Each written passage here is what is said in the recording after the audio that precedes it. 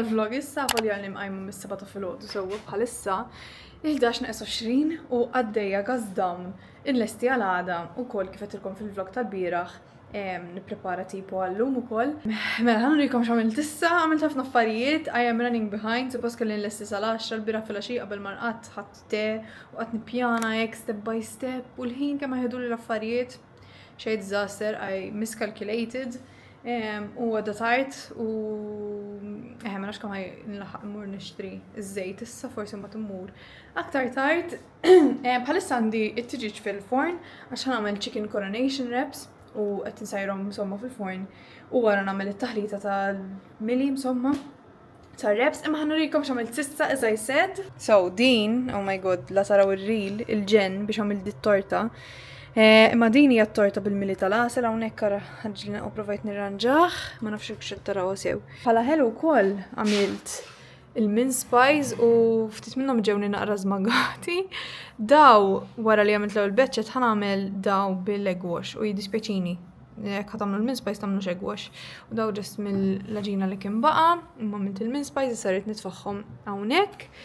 Dawn għallejt il-bajd biex nagħmel id-deviled eggs u fattejt ftit minnhom jienu nneħħihom, avolja vera provajt noqgħod attenta imma ma jimpurta. Daw kienet baqali l-mili tal-piżelli u għamilthom u kelli puff pastry ukoll u għamilthom jisom tipo pastizzi, ma nafx irid induqa da l-iżmagat li ħanduq.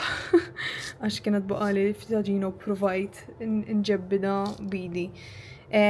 Dawk it-tiġiġ fil-forn u li jonqosni nagħmel irrid naħmi t-timpana għax nixtieq naħmija minn issa ħalli mbagħad matul il-lejl nħalliha fil-friġġ ħalli tibbies tiġi kiesħa hekk ħalli għadha tkun iktar faċli biex naqtawha mbagħad ninsaħħnuha maqtuha. Però dik mhix priorità, tibqa' nista' nagħmilha llejla jekk ma nlaħħaqx għax ma nixtieqx li mbagħad il-forn jibqa' jagħti jkun ħafna sħana. U rrid nagħmel il-milli tat-tiġiġ kif qedtilkom u id-deviled eggs, qed nagħmel milli tad-deviled eggs insejt. U xiktar, u l-mili ta' semin wraps, imma again, daw mux ħanamilhom għallum, ġifiri, ma nafx xorta rrit nistenna t-tiġiġ. So ħanibda bil-bajt, u skont xin laħħaqna rekna mux ta' semin, għax dak mux ħanamilhom illum, għax il-meħan istieden waħda minnhom pregnant, il-Griega, u ma tistax tieħu smoked semen, so mux ħanamilhom għallum. Imma jekk dak nagħmilhom il-lejla wara li jitilqu. Jekk ma laħħax, għax rrid neditja l-video kol tal-bieraħ għax ma ditjajtu xadni. Persi ġejjin fl-erba, issa biss nista' neditjaha parti li ovvjament rrid innadda fil-kċina qabel ma jiġu għax disaster. Basta naraw x'inlaħqu, sorry ma ġibtkomx biex taraw x'qed nagħmel, imma kont qed nivvlogja ma kont qed niffilmija in a different orientation. Issa ħanibda nagħmel il-mili tad-deviled eggs u mbagħad nurikom kif ġie. Mela ħana nurikom il-progress fuq id-deviled eggs. Tlifna bajda u nofs, le, 2 u nofs, għax waħda minnhom kiltajnu nagħmilhom għax inqasmet li waqt li kienu qed jagħlu. Imma ħana nurihomkom s'issa qsamthom u neħħejtilhom ta' ġewwa. Daw li nqasmu għax jienu neħħi x-xell insomma nqasmu li sospiċaw nqasmu jiena naqsamhom, dawn huma li nqasmu li ħanuża llum għax sħabi ma jġutikawniex daqshekk tal-lum, I mean qastada ta' mawija. U daw li huma aktar preżentabbli. To be honest il-bajt li għażilt għandhom shape veru funny, hemm xi ftit minnhom ċattijek imawija. U dan huwa l-mili issa ħanafġu u nħallat il-kumplament.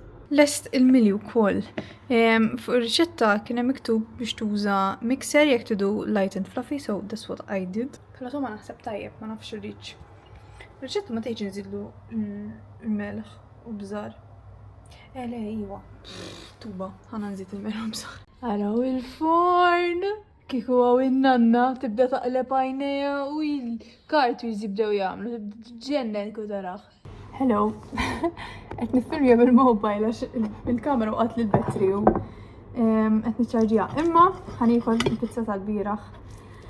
Il-nofs li ħallejt m'għandix abadur għas breakfast naħat. U bdejt innaqqar jienu nsajjar għax pereżempju kien hemm bajda nkisret, so kilt lila u ħadd xi 3 gallettini naħseb għax għamilt il-mince pies u kienet baqali l-aġina. Meta ikolli aġina żejda hekk nitfa' ħajsa galettini, imissa ħanikol il-pizza. U bħalissa ftit aktar tard minn nofsinhar, imma ħaniqaf insajjar hemm timpana fil-forn kważi lesta. U ħanisbarazza u nnadda fil-kċina malajr u nibda neditja għax 4 sigħat oħra, nqas minn 4 sigħat oħra jkunu hawn u l-editing dejjem ngħid ħajħod li ammont ta' ħin u dejjem jħod li iktar. So dik prioritax, ovvjament ma nkunx nista' neditja meta jkunu huma. Ħanikol u nkellimkom aktar tard. Ana maduf kif jien ma mela bħalissa qed nara l-vlog għax qed jajtu issa sejju nofse maduf edha tard għax sejju nofse oħra ħajġu żomm għax qed nara l-intro. Imma ħanurikom it-timpana. It-timpana lesta u ħriġta issa ħanara l-vlog xi 23 minutes twil u sa dan it-tant challenge miegħi nnifsi li nadda fil-kċina fil-ħin li nara l-vlog biex nara li okej. Inkellimkom snil miġnuna. Vlog because they see me from here down and they see big stuff. Yeah, that's mysterious. Okay, so I'm going to switch to English from now on because I'm with people that don't understand Maltese. This is Sana. There's also... Well, I understand a little bit of Maltese. Yeah, just a little bit because she's Moroccan and she understands a bit of Maltese. Nefeli, I mean, your voice has been on my vlog before. And do you want to say hi? Hello. Wait. And this is Shauli.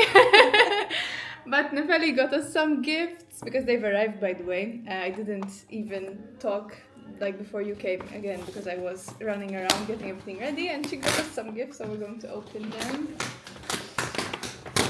And I also got you something and I want your reaction because I mentioned on the vlog. Oh, nice. These are cozy. I like them. I love it. We should put them on now. So, I made the vlog, the people already know about this, but I made Christmas vlogs and I made... You made it? Yeah, Oh, one wow. for each of you. Thank Thank you. Welcome. This is a Maltese treat we make during Christmas, and usually at home I make a lot and give to the people I love. So you also have thank one. you. Welcome. And these I'm really excited to give these to you. Oh my god. So wait, because I picked certain colors for Thank each person. Cool. But if you don't like yours and you like someone else and you want to switch, feel free. Go ahead. Let's read what's at the... Recipe book. Oh. Nice.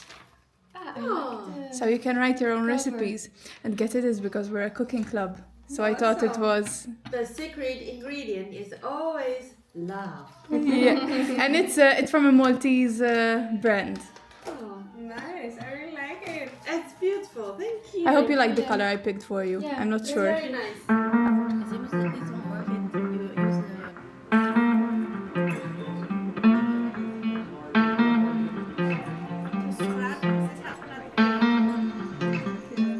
So we're going to try Shauli's Basque cheesecake. Danny loves cheesecake. It's very good. Did you use Philadelphia cheese as in like Yeah. cream cheese? Yeah. It's good. Philadelphia original. It's proper cheesecake. Really good. I'm also happy about it. Well done. So how do you make it? What is the process? Hello! Vera ma vlogjajċ illum.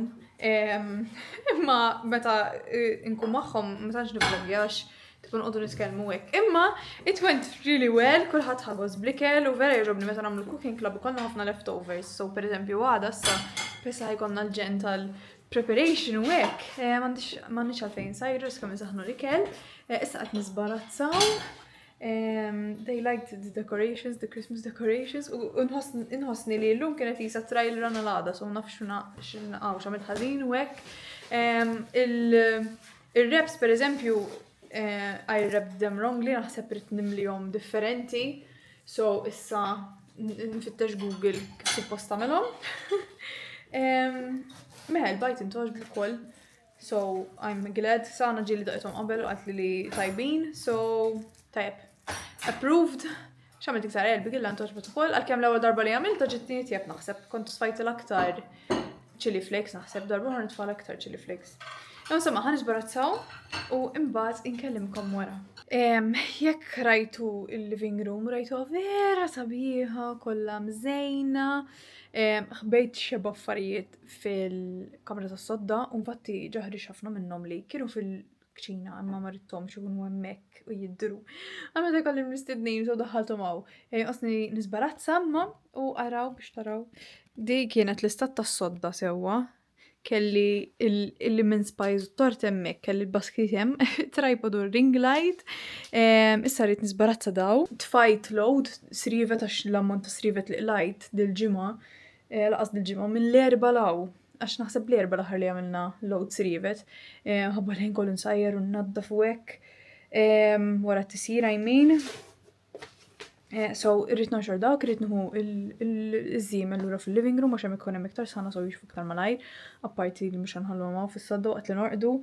Imma nisbarazza s-sodda, overall, cooking club vera mar tajjeb.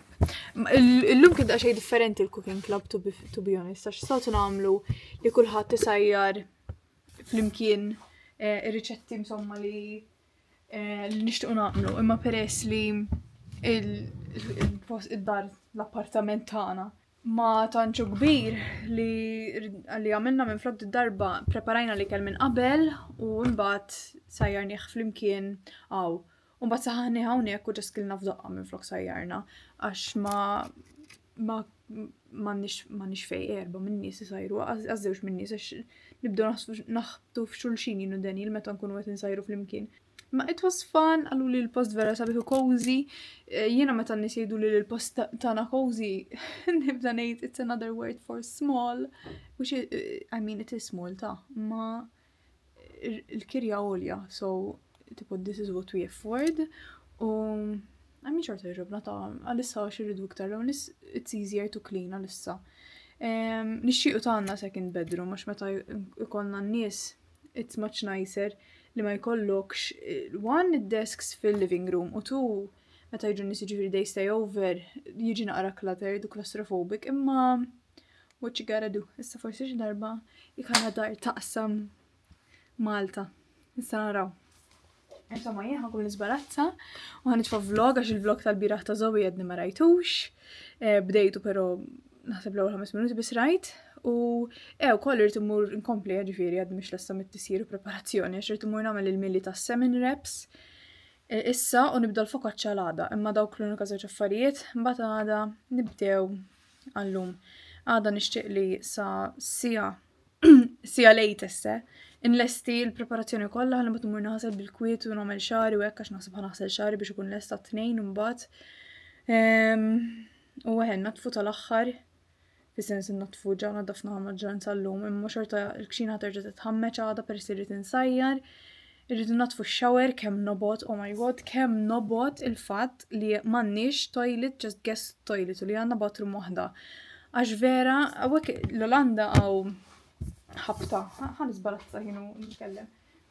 Ħafna mid-djar għandhom separate guest toilet, ġifieri kamra bit-toilet biss. U aħna m'għandniex hekk għax il-postan ovvjament mhux kbir biżżejjed, imma vera handyman għax dik il-ħaġa li toqgħod tnaddaf il-bathroom u x-shower meta jkunu ġejjin in-nies ma nistax għaliha, I mean innatfuhom ta' on a day to day, imma meta jkunu hawn in-nies ovvjament kuntilhom jidhru naqra iktar preżentabbli u eżempju ħanieħu shower qabel ma jiġu n-nies ma jkollx għalfejn noqgħod innaddafa sew bil-ġiġa u b'kollox. Naf li probably I don't need to ta' imma ma nafx it-tieni fajni li nkun naf li hemm ix-shower maħmuġa meta ħajġu n-nies.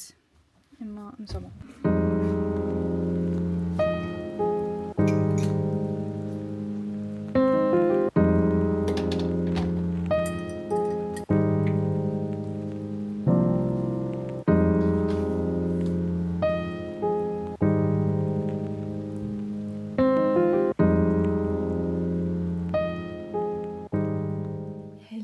Sorry għawdla, għadni kif npoġġi bil-qeda u nippjana daqsxejn għada.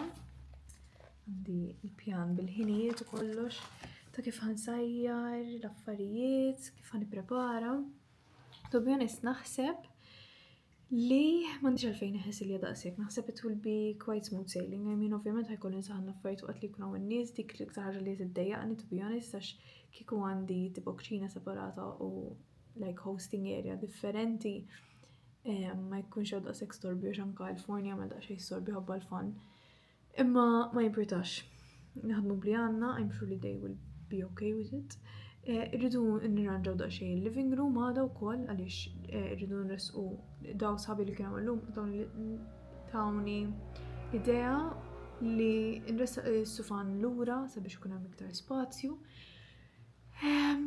U għen nissetjaw, imma ma tantx għandi daqshekk tisjir li fl-aranġini u il-mini burgers għax il-bqija kollox fil-forn, so suppost m'għandix tkun daqshekk komplikata.